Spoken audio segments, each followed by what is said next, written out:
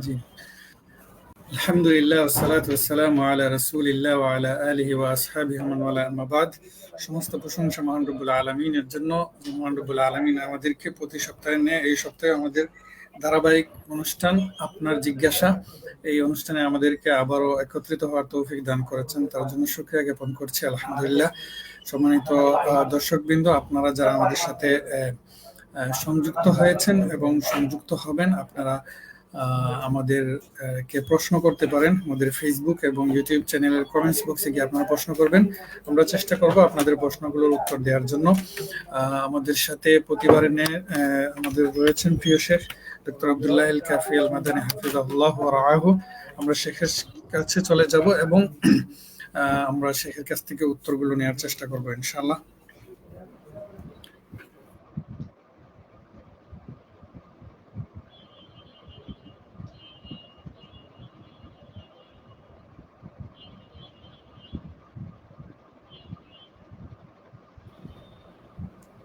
আসসালামু আলাইকুম রহমতুল্লাহ। ওয়ালাইকুম আসসালাম রহমতুল্লাহি ওয়া বারাকাতুহু। শেখ কেমন আছেন? আলহামদুলিল্লাহ, আমি ভালো আছি। আপনি কেমন আছেন? জি আলহামদুলিল্লাহ ভালো আছি। শেখ, আপনি যদি অনুমতি দেন তাহলে আমরা প্রশ্ন উত্তর পর্বে চলে যাচ্ছি। আমাদের কাছে হোয়াটসঅ্যাপে বেশ কিছু প্রশ্ন রয়েছে এবং আশা করি আমাদের দর্শকরা আমাদেরকে প্রশ্ন করবেন, সেখান থেকে আমরা উত্তর দেওয়ার চেষ্টা করব ইনশাআল্লাহ। আমাদের হোয়াটসঅ্যাপ নাম্বারে প্রথম প্রশ্নটি যেটা এসেছে,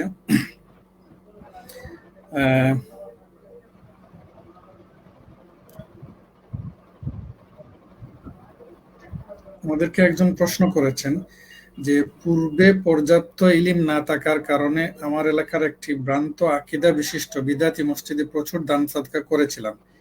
ইলম অর্জনের পর আর কখনো ওই মসজিদে দান সাদকা করিনি। আমার প্রশ্ন হলো, ইলম না থাকার কারণে আমার দ্বারা কৃত কাজটি গুনাহ হিসেবে গণ্য হবে কিনা? যদি হয় তাহলে কিভাবে মহান আল্লাহ সুবহানাহু ওয়া তাআলার কাছে ক্ষমা চাইব?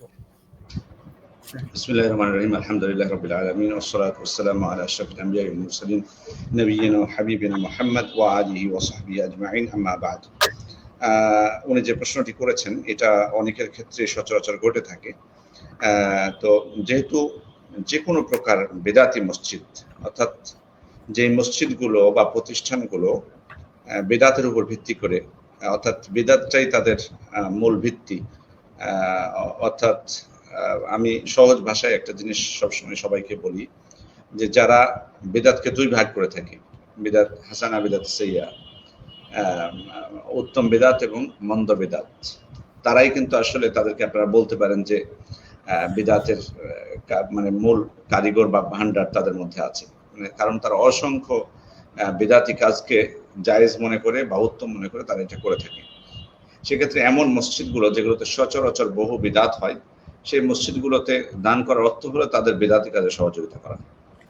এই কারণে এ ধরনের মসজিদে দান করা উচিত হবে না বা জায়েজ হবে না, কারণ এর মাধ্যমে তাদের বেদাতকে প্রতিষ্ঠিত করা হবে, বেদাতকে প্রতিষ্ঠিত করার কাজে। এবং এই সমস্ত মসজিদগুলোতে আরেকটা বিষয় খেয়াল করবেন, শুধু বেদাতই তারা করে না, বরং বেদাতের পক্ষে সাফাই গায় এবং আহলুস সুন্নাত ওয়াল জামায়াতের যারা অনুসারী তাদেরকে গালিগালাজও পর্যন্ত করা হয়। এই কারণে সেখানে দান করে এই সমস্ত কাজে সহযোগিতা করার অর্থ হলো তাদের এই সমস্ত বেদাতে সহযোগিতা করা, তাদের এই সমস্ত গালিগালাজ এবং অপকর্মে সহযোগিতা করা। এক্ষেত্রে কেউ যদি এমনটা না বুঝে করে থাকেন পূর্বে এবং পরে আল্লাহর কাছে তওবা করেন, বুঝতে পারেন, তাহলে ইনশাআল্লাহ আল্লাহ তাআলা তওবা কবুল করবেন। তওবার মাধ্যমে যে কোনো পাপ আল্লাহ তাআলা ক্ষমা করবেন। এজন্য এক্ষেত্রে নিরাশ হওয়ার কিছু নেই। আপনি আর এ ধরনের কোনো প্রতিষ্ঠানে দান করবেন না, আর অনুতপ্ত হবেন এই কাজের জন্য, আর দৃঢ় প্রতিজ্ঞা করবেন যে কখনোই আর এই ধরনের বেদাতি প্রতিষ্ঠান হোক, মসজিদ হোক, মাদ্রাসা হোক, কোথাও এই ধরনের প্রতিষ্ঠানে আপনি সহযোগিতা করবেন না। এটা দৃঢ় প্রতিজ্ঞা করবেন এবং যারা আহলুস সুন্নাত ওয়াল জামায়াতের সুন্নাহর পক্ষে কাজ করছেন তাদেরকে আপনি সহযোগিতা করবেন। এই দৃঢ় প্রত্যয় নিয়ে তওবা করলে ইনশাআল্লাহ আল্লাহ তওবা কবুল করবেন। এবং আরেকটা বিষয় আমাদের জানি যে তওবা করলে কিন্তু যে কোনো প্রকার কাজ, যেটা খারাপ কাজ হোক, সেটা কিন্তু ভালো কাজে রূপান্তরিত করেন আল্লাহ তাআলা। ইল্লা মান তাবা ওয়া আমানা ওয়া আমিলা আমালান সালিহান ফাউলাইকা ইউবাদদিলুল্লাহু সাইয়্যাতিহিম হাসানাত। আল্লাহ তাআলা বলেছেন যে ব্যক্তি তওবা করবে, ঈমান আনবে, সৎ আমল করবে, আল্লাহ তাআলা তাদের সাইয়্যাতগুলোকে হাসানাতে, নেকিতে রূপান্তরিত করে দেবেন। সুতরাং এক্ষেত্রে ইনশাআল্লাহ নিরাশ হওয়ার কিছু নেই। তওবা করলে আপনার সেই অসহযোগিতার কারণে যেটা আশঙ্কা আপনি করছেন সেটা থেকে যেমন রক্ষা পাবেন, সাথে সাথে আশা করা যায় যে সেটা আল্লাহ তাআলা নেকিতে রূপান্তরিত করে দেবেন বিইজনিল্লাহ। জি। জি শেখ, আসসালামু আলাইকুম। আমাদের কাছে পরবর্তী প্রশ্ন। আসসালামু আলাইকুম শেখ। ওয়ালাইকুম আসসালাম। অনেকে বিসমিল্লাহির রহমানির রহিমের ফজিলত সম্পর্কে বলে থাকে যে এই বাক্যটি কাগজে লিখে পানিতে ধুয়ে সেই পানি খেলে সেটি রোগের শিফা হিসেবে কাজ করবে। এই কথাটি কতটুকু সঠিক?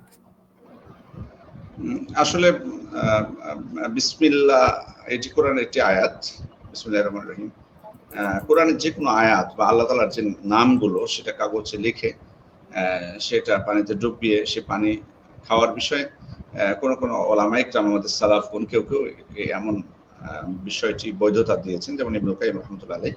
বর্তমান যুগের আলেমদের মধ্যে শেখ ইবনে উসাইমিন রাহমাতুল্লাহ আলাইহি, শেখ মুহাম্মদ বিন সালেহ আল উসাইমিন রাহিমাহুল্লাহ এবং শেখ বিন বাজ রাহমাতুল্লাহ আলাইহিও সাপোর্ট করেছেন এই বিষয়টিকে। তবে রুকিয়ার সংক্রান্ত বিষয়গুলোতেই কিছুটা অনেকে প্রশস্ততা নিয়ে আসলেও অনেক ওলামায়ে কেরাম আবার সরাসরি রুকিয়ার রাসূল সাল্লাল্লাহু আলাইহি ওয়াসাল্লাম থেকে যে পদ্ধতিগুলো সাব্যস্ত হয়েছে সেগুলোর মধ্যে সীমাবদ্ধ থাকাটাকেই নিরাপদ মনে করেন। এই দৃষ্টিকোণ থেকে এই ধরনের পদ্ধতি সরাসরি রাসূল সাল্লাল্লাহু আলাইহি ওয়াসাল্লাম থেকে যেহেতু প্রমাণিত হয়নি, তাই আমার ব্যক্তিগত অভিমত হলো, বা আমি যে মতটাকে সমর্থন করি সেটা হলো এটা না করার জন্য। তবে একটা বিষয় আপনাকে জানিয়ে রাখি যে বহু সালাফগণ এবং বর্তমান যুগের অনেক ওলামায়ে কেরাম এটাকে বৈধতা দিয়েছেন। আল্লাহু আ'লাম। জি শেখ, আসসালামু আলাইকুম। আমাদের কাছে আরেকজন ভাই প্রশ্ন করেছেন যে কোনো বিষয় ছেড়ে দেওয়ার জন্য আল্লাহর সাথে ওয়াদা করলে এবং উক্ত ওয়াদা পূর্ণ না করতে পারলে এর কাফারার বিধান কি ইসলামে রয়েছে? যদি মানে মানে এটা কসম ভঙ্গের কাফারা আপনি দিয়ে দিবেন, কসম ভঙ্গের কাফারা দিয়ে দিবেন। এটা সব থেকে নিরাপদ হবে আপনার জন্য। কসম ভঙ্গের যে কাফারা আল্লাহ তাআলা বলেছেন 10 জন মিসকিন খাওয়া অথবা তাদের পোশাক দেওয়া, অথবা আপনি যদি সেগুলো না পারেন তা 3টি সিয়াম পালন করতে হবে। আর বিশেষ করে এখানে তওবাটা একটা মূল বিষয়। জি জি শেখ, আসসালামু আলাইকুম। জি, আমাদের কাছে পরবর্তী প্রশ্ন হচ্ছে, নবীদের ওসিলায় দোয়া করা যাবে কি? না, নবীদের জাত বা সত্তাকে অছিলা করে দোয়া করা যাবে। নবীদের জাত বা সত্তাকে অছিলা করে দোয়া করা যায় না, এটা ঠিক হবে না, এটা প্রমাণিত হয়নি। তবে আপনি যদি নবীর প্রতি ঈমানকে অছিলা করে দোয়া করেন, নবীর প্রতি ঈমানকে যদি আপনি অছিলা করে দোয়া করেন, তাহলে আপনি ইনশাআল্লাহ এটা জায়েজ হবে, এতে কোনো সমস্যা নেই। তার জাত বা সত্তাকে অছিলা করে কেউ দোয়া করেছেন এমনটি প্রমাণিত হয় না, এই কারণে এটা থেকে বিরত থাকতে হবে। জি জি স্যার, আসসালামু আলাইকুম। একজন ভাই প্রশ্ন করেছেন, ইউটিউবে আমার একটি তেলাওয়াতের চ্যানেল আছে। ইউটিউবের নতুন পলিসি অনুযায়ী আমি না চাইতে তারা আমার চ্যানেলের মাধ্যমে অ্যাড দেখিয়ে পুরো টাকা নিচ্ছে। আমার প্রশ্ন হলো, যেহেতু আমি টাকা না নিলেও ইউটিউব আমার চ্যানেলের মাধ্যমে অ্যাড দেখিয়ে পুরো টাকা নিবে, তাহলে আমি যদি পুরো টাকা তাদের দিতে না দিয়ে আমার অংশ আমি নিয়ে সবের উদ্দেশ্য ছাড়া মসজিদ মাদ্রাসায় দিয়ে দিই, তাহলে কি নেওয়া উচিত হবে? না, এই ধরনের অ্যাডে যাবেন না।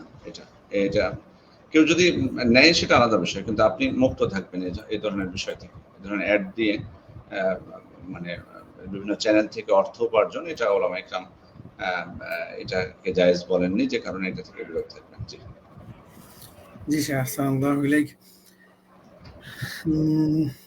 আরেকজন প্রশ্ন করেছেন যে ওসিলায় দোয়া করা যাবে কিনা, আগের প্রশ্নের মতোই।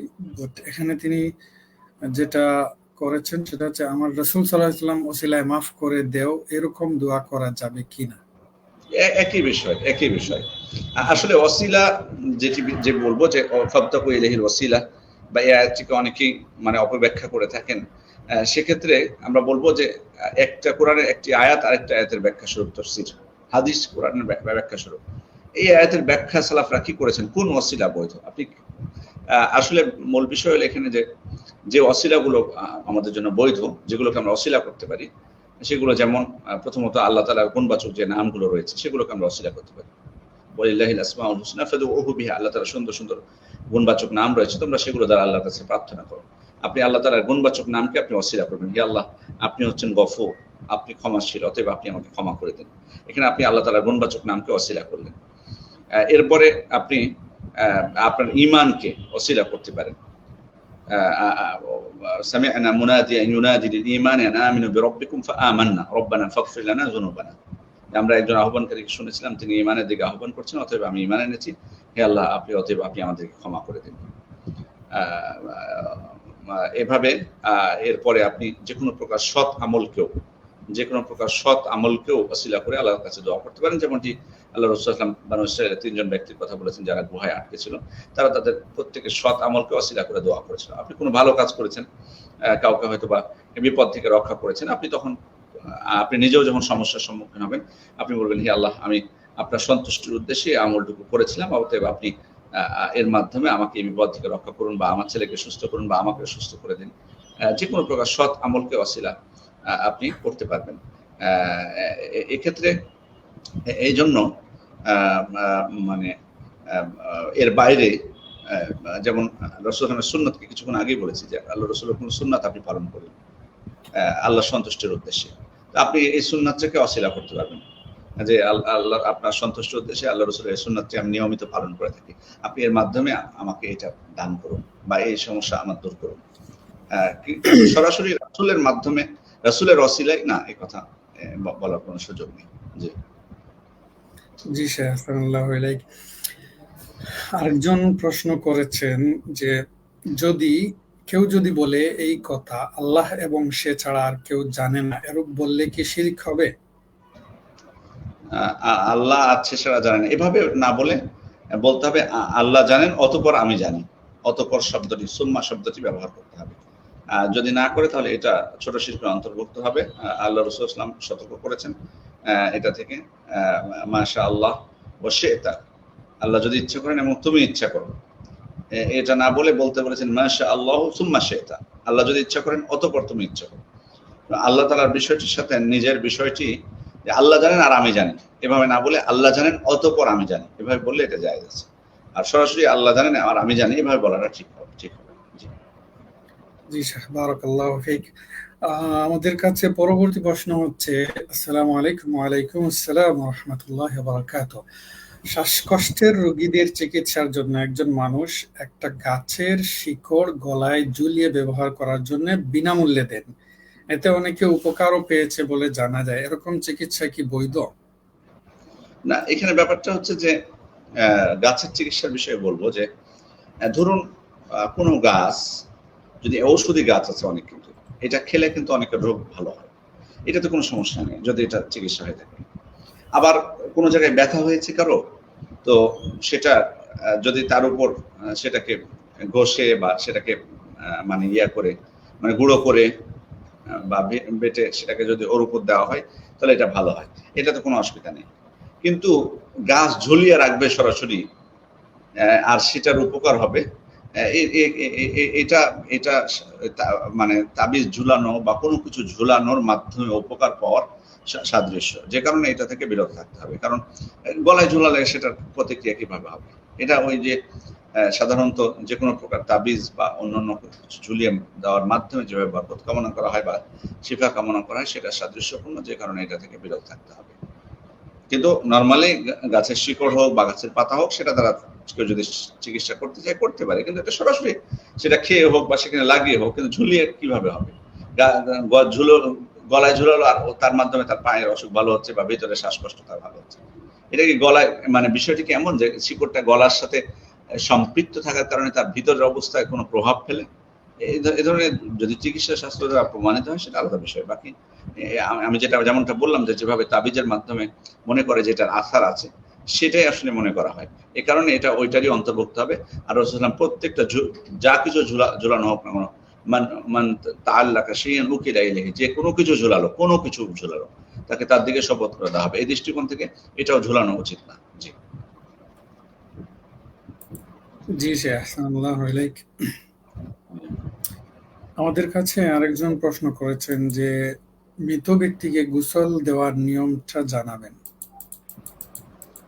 মৃত ব্যক্তিকে গোসল দেওয়ার ক্ষেত্রে সর্বপ্রথম তার যে আপনার লজ্জাস্থানের যদি কোনো মানে অবশিষ্ট থাকে, নাজাসাত অবশিষ্ট থাকে, সেটা পরিপূর্ণভাবে পরিষ্কার করে ফেলতে হবে।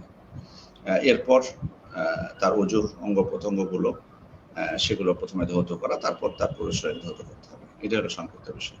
আর এর বাইরে আপনারা আশা করা যায় যে প্র্যাকটিক্যালে দেখতে চাইলে আপনারা ইউটিউব থেকে মানে সেখানে সহি পদ্ধতিতে গোসল করার ভিডিও আছে, সেটা সরাসরি দেখে নেবেন। জি জি শেখ, বারাকাল্লাহু ফিক। আমাদের আরেকজন ভাই প্রশ্ন করেছেন, আমার ফরজ গোসল হয়নি, এমনিতেই গোসল করব, এখন সে গোসল করতে কি নিয়ত অথবা গোসলের ফরজ বা অজু এসব না করে আমি এমনি গায়ে পানি ঢাললে হবে কিনা? ফরজ গোসল ফরজ হয়নি, কি বলছেন প্রশ্নটা আবার? গোসলটা ফরজ হয়নি কিন্তু এমনিতেই গোসল করতে, সেক্ষেত্রে নিয়ত লাগবে কিনা? না, নিয়ত লাগবে না তো, কিন্তু উনি কিন্তু ওই গোসল দিয়ে আবার সালাত পড়তে পারবে না যদি অজু না করে, অজুর নিয়ত, গোসলের আগে হোক বা পরে হোক। এটা তো নর্মাল গোসল, আপনার কি নিয়ত করবেন আপনি এখানে? যদি ফরজ হয় তখন না হয় নিয়ত করবেন, পবিত্রতা নিয়ত করবেন। আর এখন কি নিয়ত করবেন? আপনি নিয়ত করবেন যে আল্লাহ, এই যে প্রচন্ড তাপ দাও, আল্লাহ আমাদেরকে হেফাজত করুন, আমি শরীরকে ঠান্ডা করব। তো এটা তো আপনার, আপনি চাচ্ছেন আসলে এটার জন্য, আপনার নিয়ত তো মনে মনে আছে এটা, অথবা আপনি পরিষ্কার পরিচ্ছন্ন থাকতে চান। তো এটা তো আসলে ইবাদত না, এটা হলো এটা হলো যে পরিষ্কার পরিচ্ছন্নতা, বাট এটা বিশেষ কোনো ইবাদত না। কিন্তু যখন আপনি ফরজ গোসল করবেন, এটা বিশেষ একটা ইবাদত হয়ে গেল, কারণ আপনি পবিত্রতার নিয়ত এখানে করতেছেন। আর এখানে তো পবিত্রতার নিয়ত না, যে কারণে এখানে নিয়ত থাকুক না থাকুক, যেটাই হোক, এখানে কোনো কিছু প্রভাব ফেলবে না। জি শেখ, আসসালামু আলাইকুম। আমাদের আরেকজন ভাই প্রশ্ন করেছেন, আশা করি, আসসালামু আলাইকুম। ওয়ালাইকুম আসসালাম। আশা করি ভালো আছেন। আলহামদুলিল্লাহ, আল্লাহ ভালো রেখেছেন। আমার একটা প্রশ্ন, আমি যদি অসুবিধায় বা অনিচ্ছাকৃতভাবে দাঁড়িয়ে প্রস্রাব করি তাহলে কি কোনো গুনাহ হবে যদি সেটা আমি করি যেখানে বসে প্রস্রাব করার কোনো সুযোগ নেই? আসলে আল্লাহ রাসূল সাল্লাল্লাহু আলাইহি ওয়াসাল্লামের আদর্শ ছিল, আদব ছিল, শিষ্টাচার যেটি, তিনি দাঁড়িয়ে প্রস্রাব করতেন না। আয়েশা রাদিয়াল্লাহু আনহা থেকে স্পষ্ট বর্ণিত হয়েছে। এবং এমনকি যারা কেউ যদি উনি এমন ভাবে কড়া অবস্থান নিয়েছেন যে কেউ যদি তার সম্পর্কে করেছেন, তিনি তাকে মিথ্যাবাদী বলেছেন, বা তিনি দৃঢ়ভাবে বলেছেন যে না, আল্লাহ রাসূল সাল্লাল্লাহু আলাইহি ওয়াসাল্লাম বসে প্রস্রাব করতেন, যেহেতু তিনি বাড়িতেই আল্লাহ রাসূল সাল্লাল্লাহু আলাইহি ওয়াসাল্লামকে যেটা দেখেছেন সেটার উপর ভিত্তি করে বলেছেন।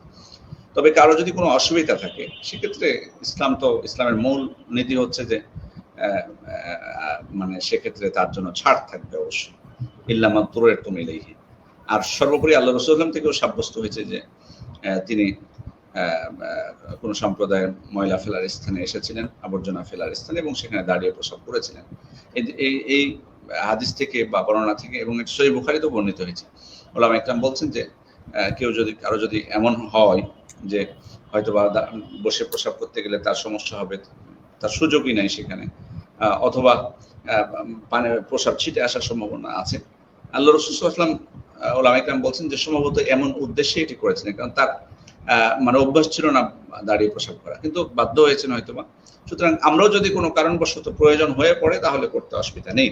তবে এক্ষেত্রে এই সুযোগে আমি একটু বলি আমাদের দর্শক মন্ডলী বা আমাদের ভাইদেরকে, সেটা হলো আমাদের দেশে সচরাচর একটা মানে যে জিনিসগুলো দেখা যায়, মানে যে কোনো স্থানে মানুষ প্রস্রাব করে। আপনারা যারা আরব দেশে গেছেন, আপনি খেয়াল করে দেখবেন যে সেখানে যে কোনো স্থানে থুতুই ফেলে না মানুষ, সত্য কথা যেটা, থুতুই ফেলে না যে কোনো স্থানে। এটা খুব দৃষ্টিকটু একটা বিষয়, থুতু ফেলাটাই। সেখানে আপনি আমাদের দেশে দেখবেন যে ভালো ভালো স্থানগুলোতে যেখানে মানুষ সুযোগ পায়, মানে কেউ যদি সেখানে মানে যেতে নিষেধ না করে, মানে বা কড়াকড়ি কোনো কিছু না থাকে, লিখেও রাখতে হয় যে এখানে প্রস্রাব করবে না, সব জায়গাতে লিখতে হয়, মানে যেখানে সুযোগ পায় সেখানে করে। তো এটা আসলে মানে দৃষ্টিকটু একটা বিষয়। এবং এর সাথে আরেকটা বিষয় বলবো যে শুধু এখানে মানে আপনার যে কোনো স্থানে প্রস্রাব করা, এটা তো এক প্রকার এটা আদব বিরোধী কাজ। দ্বিতীয়ত অনেক সময় লজ্জাস্থানের হেফাজতও করতে পারে না, অনেক সময় এমন জায়গায় দাঁড়িয়ে যায় হয়তো যে অন্যরা সেটা অবলোকন করে। তো এই ধরনের বিষয়গুলো, যে কোনো স্থানে প্রস্রাব করা, এই অভ্যাসগুলো থেকে দূরে থাকা উচিত। আল্লাহ আমাদেরকে হেফাজত করুন। জি স্যার, আসসালামু আলাইকুম। আমাদের কাছে পরবর্তী প্রশ্ন, মসজিদে খেলাধুলা কি জায়েজ? মসজিদে খেলাধুলা, মসজিদের ভিতরে, মূল মসজিদের মধ্যে খেলাধুলা, এটা এই বিষয়ে আমাকে অনেক বক্তব্য রয়েছে। আল্লাহ রাসূল সাল্লাল্লাহু আলাইহি ওয়াসাল্লাম থেকে সাব্যস্ত যেটি হয়েছে, ঈদের দিন হাবশিদেরকে আল্লাহ রাসূল খেলাধুলা করতে দেখেছিলেন এবং আবু বকর রাদিয়াল্লাহু তাদেরকে নিষেধ করলে আল্লাহ রাসূল তাদেরকে অনুমতি দেন এবং আয়েশা রাদিয়াল্লাহু আনহা সেটি অবলম্বন করেছেন। এই দলিলের উপর ভিত্তি করে উলামা ইকরাম বলেছেন, বিশেষ করে যুদ্ধের প্রস্তুতি স্বরূপ বা একজন ব্যক্তি মুজাহিদ ব্যক্তির তার সক্ষমতা বাড়ানোর জন্য যে সমস্ত খেলাধুলাগুলো এক্ষেত্রে সহায়ক হয়, সে খেলাধুলাগুলো মসজিদে জায়েজ বিশেষ প্রেক্ষাপটে। তবে এটার উপর ভিত্তি করে সব খেলাধুলাই কি জায়েজ হবে? না, বেশিরভাগ উলামা ইকরাম বলছেন সব খেলাধুলা না, যে সমস্ত খেলাধুলা বিশেষ করে শরীর চর্চামূলক হলে। তবে এটা মানে খুবই ক্ষুদ্র পরিসরে যে হয়েছিল এতে কোনো সন্দেহ নাই, কারণ সাহাবা ইকরাম এটার বিরোধিতা করেছেন, এটা থেকে বোঝা যায় যে এটা সচরাচর সেটা ছিল না। তবে ঈদের দিন হিসেবে হয়তো আল্লাহ রাসূল সাল্লাল্লাহু আলাইহি ওয়াসাল্লাম সেটা অনুমতি দিয়েছেন। তবে এর সাথে একটা বিষয় আমি সম্পৃক্ত করতে বাধ্য হচ্ছি, সেটা হলো যে যদি আমরা ধরেও নিই যে শুধুমাত্র যুদ্ধ সম্পর্কিত যেগুলো খেলাধুলা বা সেগুলোর ক্ষেত্রে যদি আমরা জায়েজ ধরে নিই, অন্যগুলো যদি নাজায়েজও হয় যেমন ফুটবল বা অন্য কিছু, তবে সম্প্রতি আত্মাকা মসজিদের ঈদের দিনের গেট টুগেদারকে নিয়ে একটা বিভ্রান্তি সৃষ্টি হয়েছে এবং এক্ষেত্রে আমরা দেখলাম যে বেশ কিছু মুফতি সাহেবরাও এক্ষেত্রে কমেন্ট করতেছেন এবং এটার বিরোধিতা করে পোস্টও দিয়েছেন। আসলে ব্যাপারটা হচ্ছে যে আত্মাকা মসজিদ হোক বা অন্য যে কোনো মসজিদ হোক, আহলুল হাদিসদের বা সালাফি প্রতিষ্ঠানগুলোর, তারা যে ভুল করবে না সেটা কিন্তু না। অনেক সময় হয়তো বা যে কোনো বিষয় হয়তো না জেনেও হয়তো অনেক সময় করে ফেলতে পারেন। ভুলকে আমরা কখনো ডিফেন্স করবো না, তবে একটা বিষয় আপনাদেরকে মনে রাখতে হবে যে ওখানে আসলে খেলাধুলাটা কোথায় হচ্ছিল, এই জিনিসটা অনেকের অজানা। আসলে যে স্থানে খেলাধুলাটা হচ্ছিল ওইটা আসলে মূল মসজিদের অন্তর্ভুক্ত নয়, মূল মসজিদের অন্তর্ভুক্ত নয়। এখন হয়তো অনেকে বলবে যে সেখানে কেন কাতার হয়?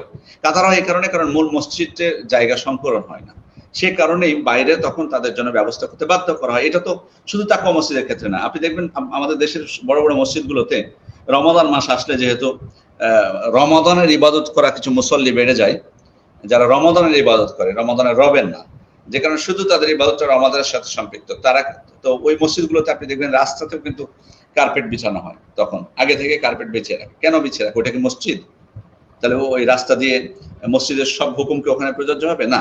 এই কারণে তাকওয়া মসজিদের যেটা মূল মসজিদের যেটা বাইরের যেটা জায়গা, সেই স্থানেই মূলত যেহেতু মূল মসজিদের জায়গা সংকলন হয় না, তখন সেখানে সালাত আদায় করে। আপনি 5 ওয়াক্ত সালাতের সময় যাবেন তাকওয়া মসজিদে, সেখানে কাউকে দেখতে পাবেন না যে বাইরে কেউ সালাত আদায় করছে, বরং মূল মসজিদের মধ্যেই জামাত হয়, সেখানেই মুসল্লিরা অংশগ্রহণ করে থাকেন। এই কারণে ওই জায়গাতে হয় কখন? ঈদের সময় হয়, অথবা জুমার সালাতের সময় হয়, অথবা কোনো কনফারেন্স হচ্ছে তখন হয়, যখন জায়গা সংকলন হয় তখন। আর জায়গা সংকলন না হলে বাইরে তো সালাত আদায় করতে কোনো অসুবিধা নেই। সুতরাং বাইরের জায়গাটুকু মসজিদের হুকুমের মধ্যে অন্তর্ভুক্ত, মানে মসজিদের ক্ষেত্রে যে আহকামগুলো, বিশেষ আহকাম রয়েছে, সেটা প্রযোজ্য হবে না। যেমন মসজিদে ক্রয় বিক্রয় নিষেধ, কিন্তু আপনি শুধু ওখানে তাকওয়া মসজিদে আপনি গেলে দেখবেন মসজিদের বাউন্ডারি, মসজিদের মূল মসজিদের বাইরে সেখানে কিন্তু বই বিক্রি করা হয়, সেখানে মধু বিক্রি করা হয়, খেজুর বিক্রি করা হয়, কারণ এটা মূল মসজিদের অন্তর্ভুক্ত নয়, সে কারণে সেটা বিক্রি করা হয়। এই কারণে সেখানে যারা খতিব রয়েছেন, ওলামা ইকরাম রয়েছেন, তারা প্রতিনিয়ত তারা সেখানে দেখছেন এবং এটাকে জায়েজ বলেছেন, কারণ এটা তো মূল মসজিদ না। ক্রয় বিক্রয় যেটা নিষিদ্ধ সেটা হলো মূল মসজিদের মধ্যে, এটা তো মসজিদের বাইরে, এটা জায়গা সংকলন না হওয়ার কারণে সেখানে সালাত আদায় করেন। এই কারণে এখন এখানে যে খেলাধুলাটা কথা হয়েছে সেটা মূল মসজিদের বাউন্ডারির বাইরে হয়েছে। আর একটা বিষয় যে তাহিয়াতুল মসজিদও, ধরুন কেউ ওই জায়গাতে কেউ যদি যে বসে পড়ে, যে সমস্ত আমাদের কিছু ভাইরা আছেন, আমি জানি না যে কিসের উপর ভিত্তি করে ওনারা ফতোয়া দেন, ওই ভাইদেরকে যদি আমরা জিজ্ঞেস করি যে ওখানে যে যদি কেউ বসতে চায়, যে জায়গায় খেলাধুলা হয়েছে, ওখানে কি তাকে তাহিয়াতুল মসজিদ পড়তে হবে? তাকে পড়তে হবে না, কারণ এটা মূল মসজিদের বাইরে। বা কোনো পিরিয়ড যদি হয় কোনো বোনের, তারা কি ওখানে যেতে পারবে না? পারবে যেতে, কারণ এটা আপনি সেখানে মূল মসজিদের হুকুম আহকাম সেখানে সাব্যস্ত হবে না। এরপরেও যেহেতু এটা মসজিদের অন্তর্ভুক্ত, সে কারণে ইসলাম বিরোধী সেখানে আপনি দেখতে পাবেন যে খুবই মানে শৃঙ্খলার সাথে, অতিরিক্ত আওয়াজ না করে সেখানে যেটুকু করা হয়েছে, এটা যেহেতু মূল মসজিদের অন্তর্ভুক্ত না, মসজিদের বাইরে, সে কারণে এটা ইসলাম বিরোধী কোনো কিছুই হয়নি, ইসলাম বিরোধী কোনো কিছু হয়নি এখানে। এই কারণে এটাকে মানে টার্গেট করে সেটাকে প্রশ্নবিদ্ধ করার চেষ্টা করা বা সুযোগ পেয়ে সমালোচনা করা, এটা যেন না করে। আমাদের কিছু ভাইরা যারা কোরআন এবং সহিহ সুন্নাহর অনুসারী, তারাও এই কিছুটা ক্ষোভ ঝাড়তেছেন, আমি খেয়াল করে দেখেছি এই জিনিসটা, সেজন্য এই জিনিসটা আমি সম্পৃক্ত করলাম যে এই প্রশ্নটাও হয়তো বা ওইটাকে কেন্দ্র করে হয়তো বা এসেছে, কিন্তু আসলে প্রশ্নকারী হয়তো বুঝতে পারেননি, উনি মনে করছেন এটা মসজিদের মধ্যে খেলাধুলা হয়েছে। আসলে এটা মূল মসজিদের মধ্যে হয়নি, এটা মসজিদের বাইরে হয়েছে, সে কারণে এখানে নিষেধাজ্ঞার কোনো বিষয় আসবে না। আর আপনারা জানেন যে ফুটবল খেলা যদি কেউ মানে জুয়ারি বা সেখানে কোনো অন্য কোনো বিষয়ে সংশ্লিষ্টতা থাকে বা হারাম কোনো বিষয়ে সংশ্লিষ্টতা থাকে পোশাকের ক্ষেত্রে বা অন্য ক্ষেত্রে, সেটা নাজায়েজ। কিন্তু শরীর চর্চার জন্য কেউ যদি খেলে শুধুমাত্র শরীর চর্চার উদ্দেশ্যে, এটি তো খেলতে নাজায়েজ কোনো কিছু না। সে কারণে এভাবে খেলাধুলা নাজায়েজের কোনো কিছু নেই, আর এটা মূল মসজিদের মধ্যে হয়নি, এই কারণে এটা বিতর্কের কোনো প্রশ্নই ওঠে না। জি জি শেখ, আসসালামু আলাইকুম, বারাকাল্লাহু ফিক। বিষয়টা অত্যন্ত সুন্দরভাবে মানুষের কাছে, আমাদের দর্শকদের সামনে স্পষ্ট করার জন্য আপনাকে অসংখ্য ধন্যবাদ। শেখ, আমাদের কাছে পরবর্তী প্রশ্ন হচ্ছে যে আমার একজন প্রশ্ন করেছেন, আমার আম্মা প্রতিদিন তাহাজ্জুদের নামাজের পর সূরা ইয়াসিন তিলাওয়াত করে, এটি কি বিদআত হবে? এর হুকুম কি? আর উনি কালেমা খতম পড়ে মৃত্যুর পর যাতে হুজুর দিয়ে পড়াতে না লাগে, বিষয়টা একটু জানাবেন। কি পড়েন শেষের বিষয়টা? কালেমা খতম পড়েন যাতে মৃত্যুর কালেমা পর খতম হুজুর দিয়ে পড়তে হয়। আসলে আমিও সেটা জানি না আসলে। কালেমা খতম বলে আমরা আর বিষয়টা হচ্ছে যে মৃত্যুর পরে কোনো হুজুরকে দিয়ে কোনো কিছু পড়ার বিধান নেই, এটা ওনাকে বুঝিয়ে দিবেন। মৃত্যুর পরে যে আমল গুলো করবে সেটা হুজুররা না, তার সন্তানরা করবেন, তার পিতামাতার জন্য দোয়া করবেন, এটা আপনি বলে দিবেন যে আম্মু তোমার কোনো প্রয়োজন নাই এগুলো করার, বরং আমরা যেটা করব সেটা হলো যে তোমার জন্য দোয়া করবো, এইটুকুই যথেষ্ট। অথবা তোমার পক্ষ থেকে দান সাদাকা করবো, এটাই, আর অন্য কোনো কিছু না। আর যদি হজ বা উমরা বিশেষ করে যদি কাজা থাকে তাহলে সেটা আদায় করবে, আর অন্য কিছু না। ওয়ারিসরা হুজুরকে নিয়ে আসার কোনো প্রয়োজন নাই, এটা ওনাকে বুঝিয়ে দিবেন বিষয়টা। আর প্রথম যে বিষয়টি আপনি প্রশ্ন করেছেন যে উনি সূরা ইয়াসিন পাঠ করে প্রতিদিন তাহাজ্জুদের পরে, ওনাকে বলবেন যে না, সূরা ইয়াসিনের ফজিলত সংক্রান্ত যে বর্ণনাগুলো এসেছে সেগুলো একটাও সহিহ না, যে কারণে বিশেষ কোনো ফজিলতের আশায় এই সূরা যাতে পাঠ না করে। এটি কোরআনের অংশ, নিঃসন্দেহে, এতে কোনো সন্দেহ নাই। কোরআন তেলাওয়াত করলে যে সওয়াব পাওয়া যাবে, সূরা ইয়াসিন পাঠ করলেও সেই সওয়াব পাওয়া যাবে। সূরা ইয়াসিন পাঠ করা বিদআত নয়, সরাসরি এভাবে না। একটা জিনিস মনে রাখবেন, দুইটার পার্থক্য আছে। এক হলো সূরা ইয়াসিন তো কোরআনের অংশ, একজন ব্যক্তি কোরআনের যে কোনো অংশ থেকে উনি পড়তে পারেন, কিন্তু যদি উনি মনে করেন যে সূরা ইয়াসিন পড়লে এটা বিশেষ বরকত আছে বা বিশেষ কোনো ফজিলত আছে, তখন সেটা বিদআতের দিকে যাবে। কারণ এই ক্ষেত্রে যে বর্ণনাগুলো এসেছে একটাও সাব্যস্ত হয়নি আল্লাহ রাসূল সাল্লাল্লাহু আলাইহি ওয়াসাল্লাম থেকে। এটা ওনাকে বুঝিয়ে দিবেন এবং বলবেন যে তাকে সূরা বাকারাটা তিলাওয়াত করতে। কারণ আসলে আমাদের দেশে আমি খেয়াল করে দেখেছি যে যেগুলো সহিহ সূত্রে সাব্যস্ত হয় সেই আমলগুলো আমাদের বোনেরা বা মায়েরা, দাদিরা অনেকে জানে না এই জিনিসগুলো, যে সূরাগুলোর কথা। এই যে সূরা ইয়াসিন পাঠ করে, সূরা রহমান পাঠ করে, সূরা ওয়াকিয়া পাঠ করে, এগুলোর বিষয়ে একটা হাদিস সহিহ সূত্রে সাব্যস্ত হয়নি। অথচ যেগুলো সাব্যস্ত হয়েছে সূরা বাকারা, সূরা আলী ইমরান, সূরা কাহাফ, তারপরে সূরা মুলক, সূরা সাজদা, এগুলো কেউ পাঠ করে না, জানেই না এগুলো। তো অবশ্যই এগুলো বিস্তারিত বলার আছে, বিশেষ স্থানে, এগুলো সবসময় না। তো যে কথা বলছিলাম যে তো এই কারণে বিশেষ করে যে বাড়িতে সূরা বাকারা তিলাওয়াত করা হয়, সেই বাড়ি থেকে শয়তান পলায়ন করে, স্পষ্ট হাদিস। ইন্না শাইতানা ইয়ানফিরু মিনাল বাইত আল্লাযী তুকরাউ ফি সূরাতুল বাকারা, যে বাড়িতে সূরা বাকারা তিলাওয়াত করা হয় সেই বাড়ি থেকে শয়তান পলায়ন করে। তো উনি সূরা বাকারা তিলাওয়াত করতে পারেন বিশেষভাবে যদি উনি মনে করেন।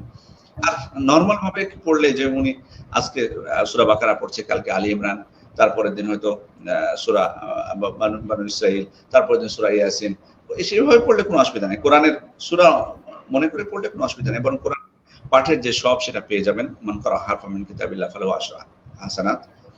তারপরে ইকরাউল কোরআন ফাইন্নাহু ইয়াতি শাফিআন লিআসহাবি, এগুলো যে মর্যাদা আছে কোরআন তেলাওয়াতের সবগুলো উনি পাবেন সূরা ইয়াসিন পড়ার মাধ্যমে। কিন্তু বিশেষ বরকত বা ফজিলত মনে করে পড়ার কোনো সুযোগ নেই, এটা ওনাকে বুঝিয়ে দেবেন। জি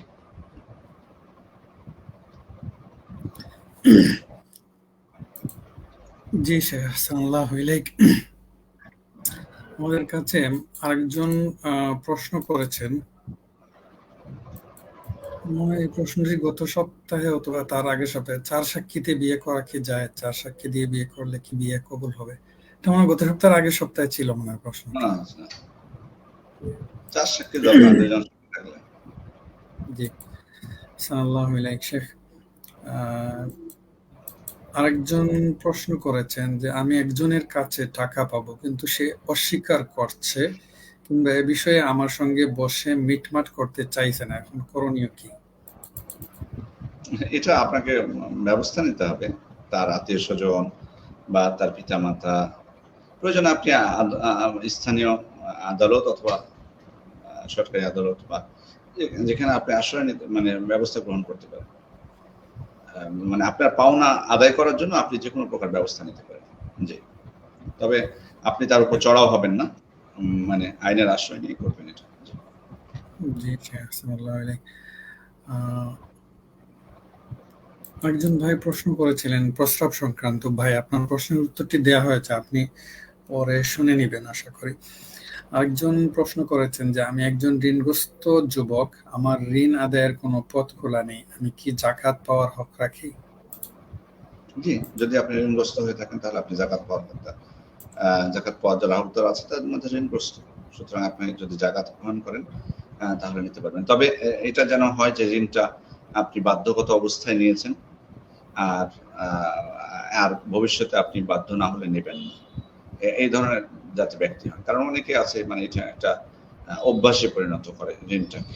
সুতরাং এটা যেন না হয় ভবিষ্যতে যে এখন আপনি জাকাত নিয়ে শোধ করে দিলেন, যে পরে আবার ঋণ নিয়ে নেবেন যে আমার জন্য তো জাকাত বৈধ, তো সমস্যা নাই, ঋণ করি, জাকাত আবার নিয়ে আবার পরিশোধ করে দেবো, এই অভ্যাসটা যাতে না হয়। বরং আপনি বাধ্য হলেই ঋণ করবেন, যে একান্ত বাধ্য হলে। জি,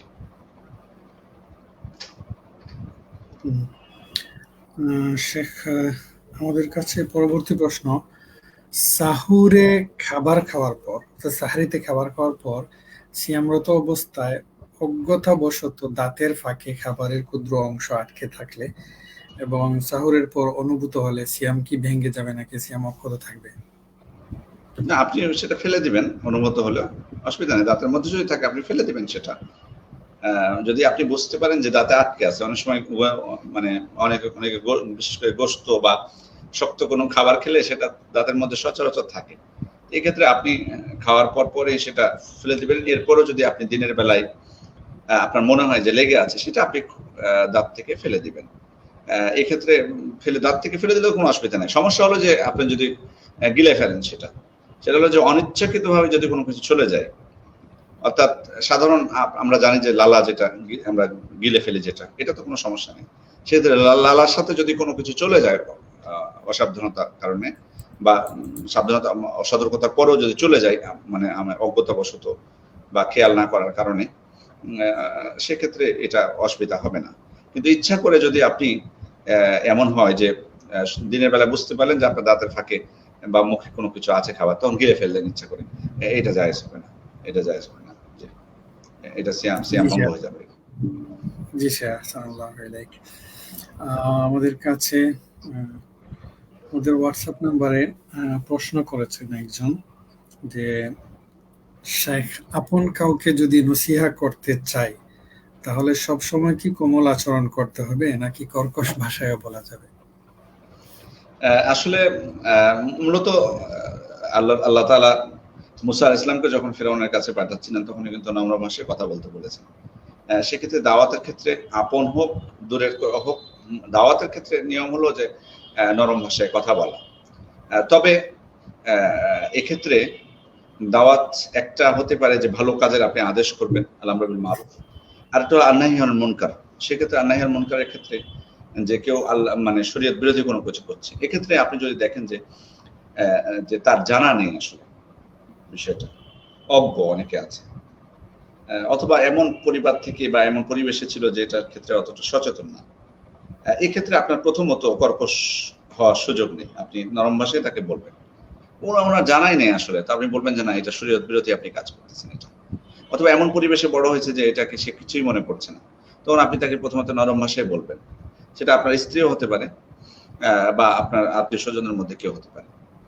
এরপরে আপনার দাওয়াত পৌঁছে দিয়েছেন আপনি, উনি বুঝেছেন, এরপরেও উনি শরীয়ত বিরোধী কোনো কিছু করছেন, সেক্ষেত্রে তখন যদি আপনি একটু কড়া ভাষায় বলেন তাকে, এটা বলতে পারেন। বিশেষ করে নিজের স্ত্রী হলে তো কোনো কথাই নেই, এমনকি যদি নিজের পরিবারেরও কেউ হয় বা আত্মীয় স্বজনদের মধ্যে কেউ হয়, সেক্ষেত্রে নরম বলে যদি কোনো কাজ না হয় তাহলে সেক্ষেত্রে কড়াভাবে বলতে পারেন। তবে অবশ্যই লিমিট আছে, গালিগালাজ করা যাবে না আবার, বা এমন কিছু বলা যাবে না যেটাতে সে ব্যক্তিগতভাবে তার উপর ব্যক্তিগত কোনো আক্রমণ, এটাও করা যাবে না।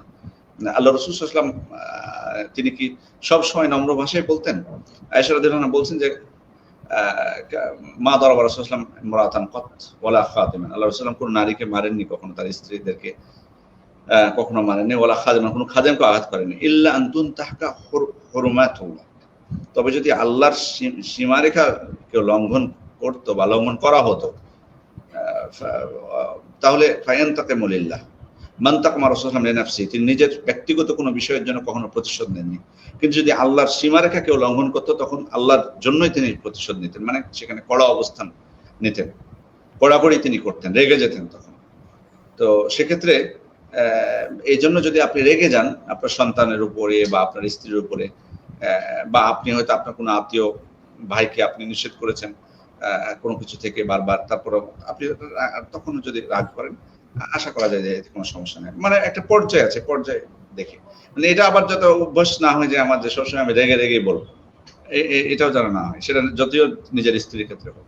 মানে মানে মূল কথা হচ্ছে যে বারবার হয়তো যখন রিপিট হবে তখন হয়তো আপনি রাখলেন, কিন্তু হয়তো প্রথম করতেছে, হয়তো জানে না বা তার হয়তো বা এতটা সতর্ক ছিল না, তখন যাতে রাগের ভিত্তিতে না হয়, হয়তো হিতে বিপরীত হতে পারে তখন। জি শেখ, বারাকাল্লাহু ফিক। আমাদের কাছে আরেকজন প্রশ্ন করেছেন যে প্রায় এশার সালাত আদায়ের ক্ষেত্রে খুব বেশি ঘুম পায়, ঘুমের মধ্যে থেকেও সালাত শেষ করি, তখন মনে হয় যে আমার সালাত হয়নি। এক্ষেত্রে আমি যদি তাহাজ্জুদের সময় ওই সালাত আবার পড়ে দিই, অর্থাৎ এই পড়ে দেওয়াটা কি আমার জন্য ঠিক হচ্ছে? মানে দুবার পড়াটা উনি নিয়মিত এটা তো হওয়া, এটা তো মানে কাম্য না যে ও নিয়মিত হবে এশার সময় উনি ঘুমের মধ্যে পড়বেন না। আপনাকে যদি কোনোদিন দেখেন, আপনি তারপরের দিন আপনাকে মানে সচেতন হতে হবে, সেক্ষেত্রে যাতে আপনার ঘুমটা না আসে সালাতের মধ্যে, সে ব্যবস্থা করে আপনি দাঁড়াবেন সালাতে। এবং এটা তো সম্ভব না, এটা হয়তো একজন মানুষের ক্ষেত্রে হয়তো একদিন হতে পারে অতিরিক্ত ক্লান্তির জন্য, প্রতিদিন কেন হবে এটা? যাদের কিছু মানুষের অভ্যাস আছে, আমি দেখেছি যে তারা যদি 20 ঘন্টাও তাদেরকে আপনি একচেটিয়া ঘুমাতে দেন, 20 ঘন্টা ঘুমিয়ে যদি ঘুম থেকে উঠে সালাত দাঁড়ায় তো ঘুমাবে। এটা কিছু মানুষকে হাতে গোনা আমি দেখেছি আমার সচক্ষে, যে তাদের অভ্যাস হলো ঘুমানো।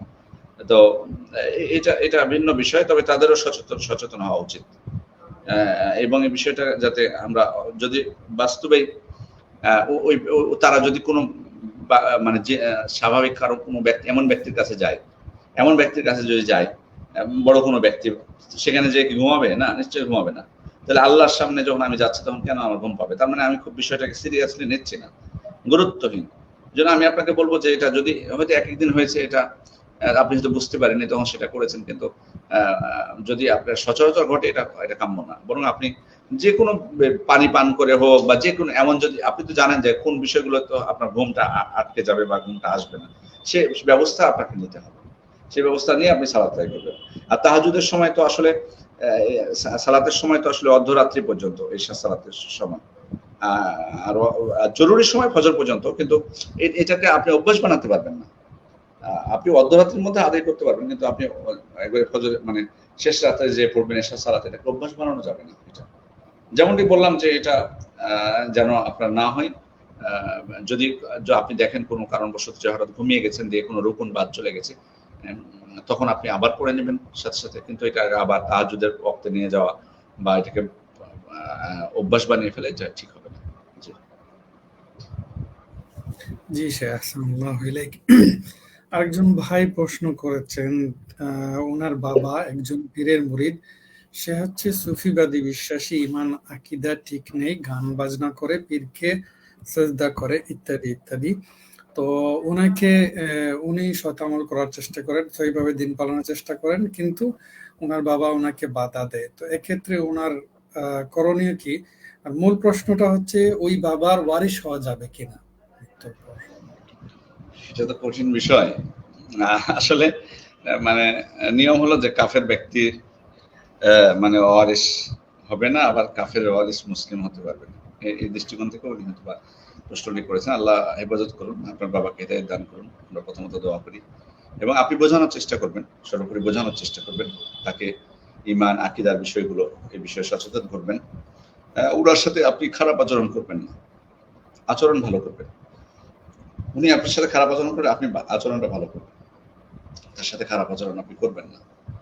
ওয়ারিস হওয়ার বিষয়টি এখনই এত তাড়াহুড়া করার কারণ নেই, কারণ যেহেতু উনি জীবিত আছেন, আপনি এটা নিয়ে বিচলিত না হয়ে, চিন্তিত না হয়ে, আপনি বরং তার জন্য হেদায়েতের দোয়া করুন, তাকে হেদায়েত পথে নিয়ে আসার চেষ্টা করুন। আল্লাহর কাছে একান্ত মনে আপনি দোয়া করুন, আল্লাহ যেন তাকে হেদায়েত দান করেন। সেক্ষেত্রে উনি যদি হেদায়েত প্রাপ্ত হন বা এমন ভুলগুলো ছেড়ে দেন যেগুলো একেবারে ইসলাম ভঙ্গকারী ভুল, এগুলো যদি ছেড়ে দেন, তাহলে তো আপনার ওয়ারিস হতে কোনো সমস্যা নেই ওনার মৃত্যুর পরে। আর মৃত্যুর বিষয়টা তো আমরা কেউ জানি না, আপনি আগে মারা যেতে পারেন। সেক্ষেত্রে এটা নিয়ে চিন্তিত না হয়ে বরং আপনি আপনার পিতার জন্য আন্তরিকভাবে দোয়া করুন এবং তাকে হিকমতের সাথে সঠিক যে বিষয়গুলো ইসলামে সেগুলো বোঝানোর চেষ্টা করুন। তাকে প্রশ্ন ছোট কথা বলুন, ভালো আচরণ করুন। ইনশাআল্লাহ আমরাও দোয়া করি আপনার পিতার জন্য, আল্লাহ হিদায়াত দান করুন। আমাদের একজন ভাই প্রশ্ন করেছিলেন খেলাধুলা সংক্রান্ত প্রশ্ন। ভাই, আপনার প্রশ্নের উত্তর দেয়া হয়েছে। আপনি আমাদের পরবর্তীতে লাইভ রেকর্ডটি শুনবেন, তাহলে শুনলে আপনার উত্তরটা পেয়ে যাবেন। অত্যন্ত সুন্দরভাবে আপনার এটার উত্তর দেওয়া হয়েছে। আমাদের কাছে আরো কিছু প্রশ্ন রয়েছে, আমরা সেগুলো নেওয়ার চেষ্টা করব ইনশাআল্লাহ। একজন প্রশ্ন করেছেন,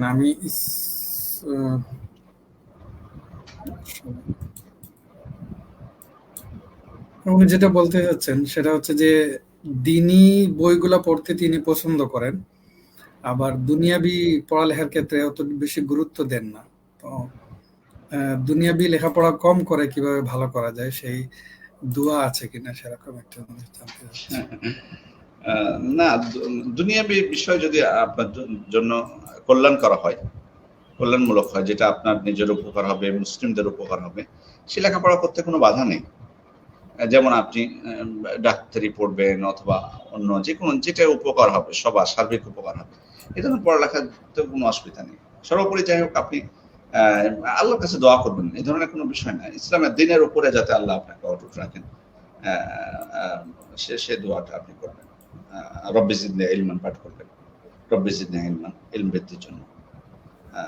সর্বোপরি আপনি আপনার নিজের মতো করে আল্লাহর কাছে চাইবেন যে আল্লাহুম্মা ইন্নী আসআলুকা ইলমান নাফিআন ওয়া রিজকান তাইয়িবান ওয়া আমালান মুতাকাব্বালা। এই দোয়াটি পাঠ করবেন। আল্লাহর কাছে উপকারী জ্ঞান চাওয়া হচ্ছে। এটা উপকারী, যে কোনো প্রকার উপকারী জ্ঞান হতে পারে, সেটা শরঈ জ্ঞান হতে পারে, আবার দুনিয়াবি জ্ঞানও তার মধ্যে অন্তর্ভুক্ত হতে পারে। সুতরাং এই দোয়া যদি আল্লাহ কবুল করেন, আল্লাহ যদি উপকারী জ্ঞান আপনাকে দান করেন, অসুবিধা কোথায়? সেজন্য এই দোয়াটা আপনি সর্বোপরি পাঠ করবেন।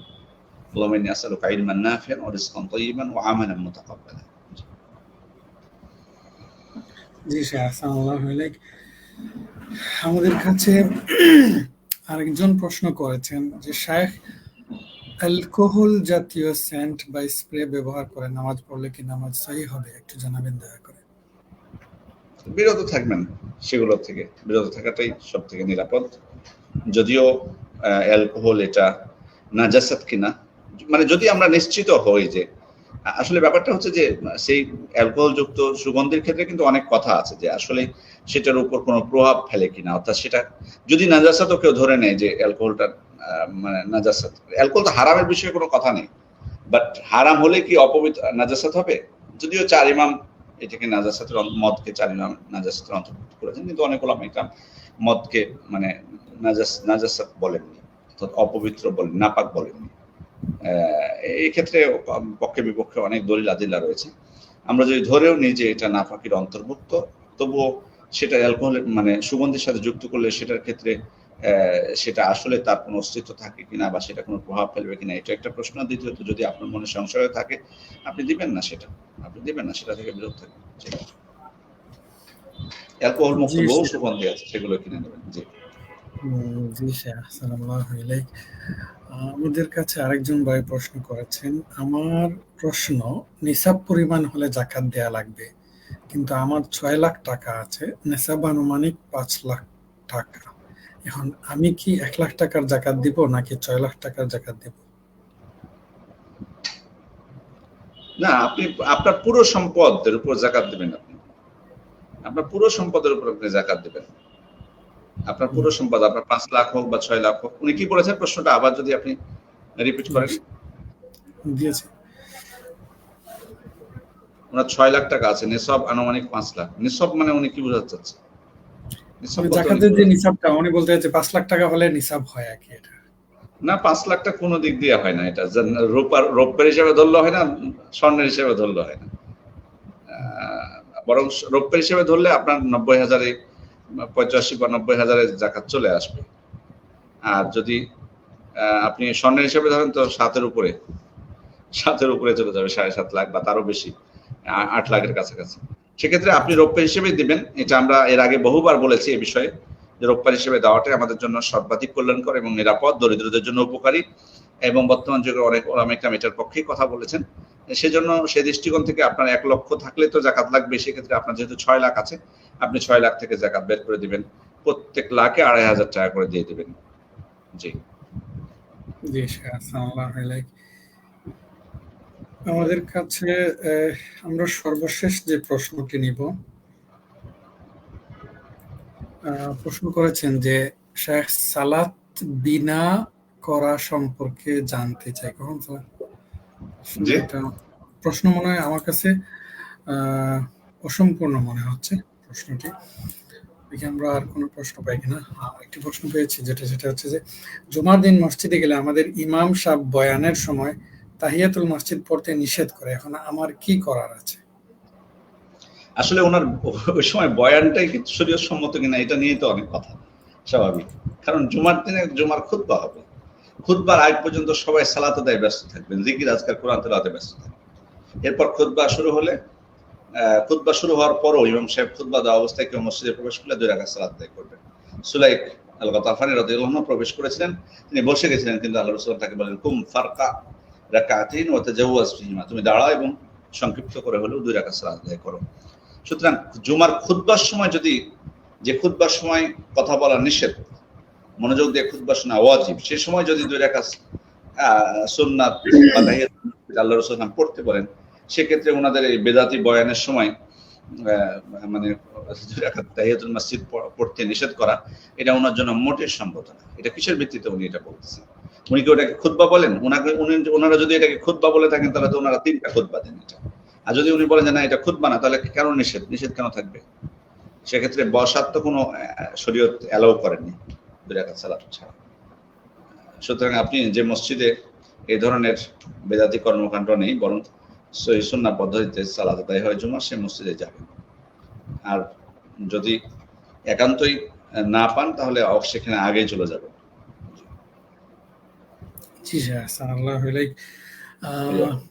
ভাই প্রশ্ন করেছেন আত্তাকা মসজিদে খেলান হওয়া নিয়ে, অনেকে এই বিষয় নিয়ে প্রশ্ন করছেন, একটু কোরআন ও সহিহ হাদিসের আলোকে জানাবেন। ভাই, আপনার এই প্রশ্নের উত্তরটি দেয়া হয়েছে, এবং আপনি যদি চান এটা যারা আপনাকে প্রশ্ন করছেন, আপনি তাদেরকে এই লিঙ্কটি দিয়ে সেটা শোনার জন্য বলবেন, আশা করি তারা উত্তরটা পেয়ে যাবেন। সম্মানিত দর্শকবৃন্দ, আমরা আমাদের অনুষ্ঠানের একদম শেষ পর্যায়ে চলে এসেছি। আপনারা অনেকেই প্রশ্ন করেছেন, আমরা দুঃখিত আপনাদের প্রশ্নগুলো নিতে পারিনি সময় স্বল্পতার কারণে। আমরা চেষ্টা করেছি আপনাদের প্রশ্নগুলো নেয়ার। যারা প্রশ্ন করেছেন, আশা করি আগামী সপ্তাহে আবারও প্রশ্ন করবেন, আমরা চেষ্টা করবো আপনাদের প্রশ্নগুলো উত্তর দেওয়ার, অথবা আপনারা যদি এই প্রশ্নগুলো আমাদের হোয়াটসঅ্যাপ নাম্বারে পাঠিয়ে দেন, তাহলে আগামী সপ্তাহে আমরা প্রায়োরিটির ভিত্তিতে আপনাদের প্রশ্নগুলোর উত্তর দেওয়ার চেষ্টা করবো ইনশাআল্লাহ।